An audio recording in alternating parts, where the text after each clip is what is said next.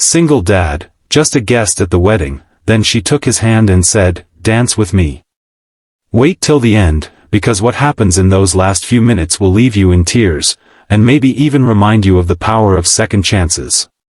If you believe love deserves another shot, make sure you hit that like button and subscribe, because stories like this one are made to touch your heart." It had been 8 years since Ethan Miller last wore a suit. The black tie felt strange against his throat, stiff and unfamiliar, almost like the life he used to live before everything fell apart. He wasn't supposed to be at this wedding, at least, not as anything more than a guest. Just a face in the crowd. The bride was his best friend from college, and she had insisted he come. "Come on, Ethan," she'd said. "You need a night out. Just relax for once." Relax. That word meant nothing to a single father of a 7-year-old girl who still cried for her mother some nights. Clara, she was the reason he kept going. His world, his purpose, his everything. After his wife, Lila, passed away suddenly, Ethan had buried himself in work and fatherhood, building walls around his heart so high that even he couldn't climb over them anymore. So there he was, standing near the back of the wedding hall, watching couples laugh, holding champagne glasses, the string lights above casting a soft golden glow.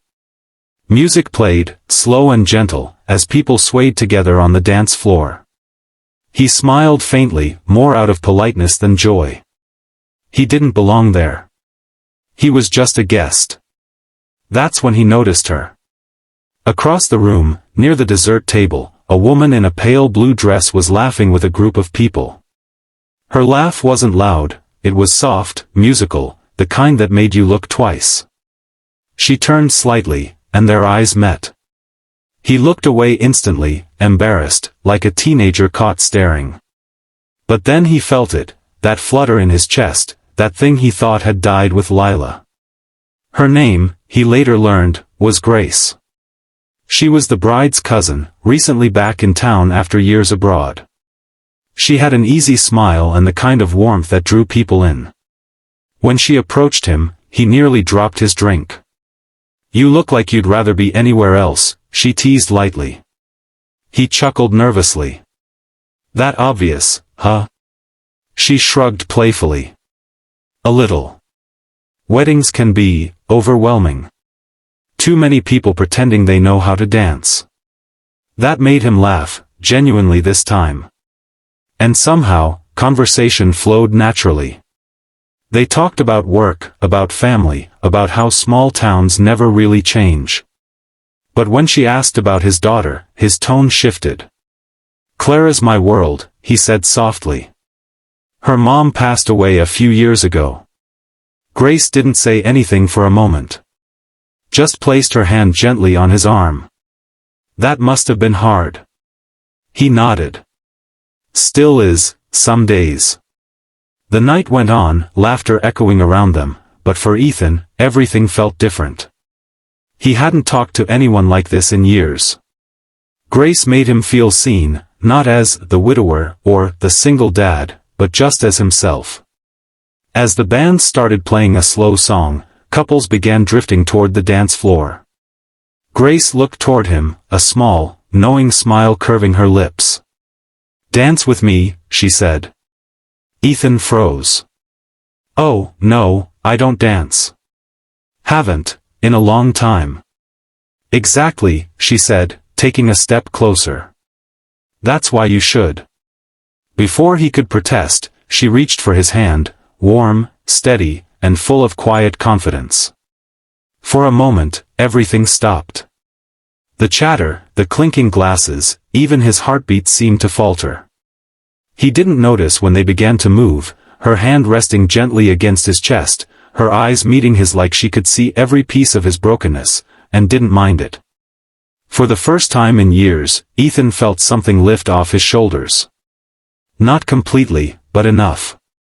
Enough to breathe again. They talked as they danced. About small things. About life. About letting go.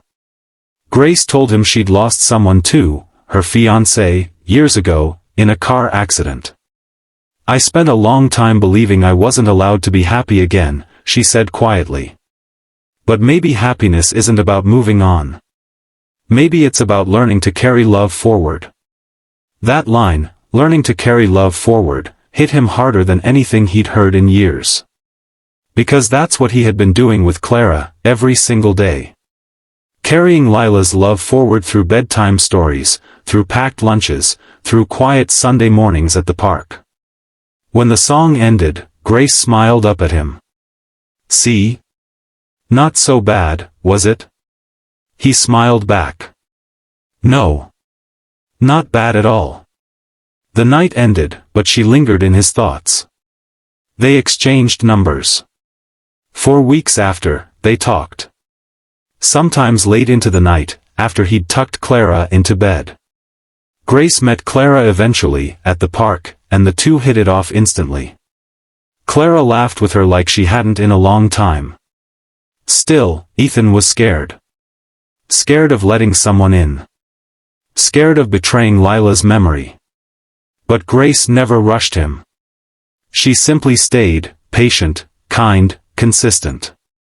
Months later, at another wedding, this time for a friend of Grace's, it happened again.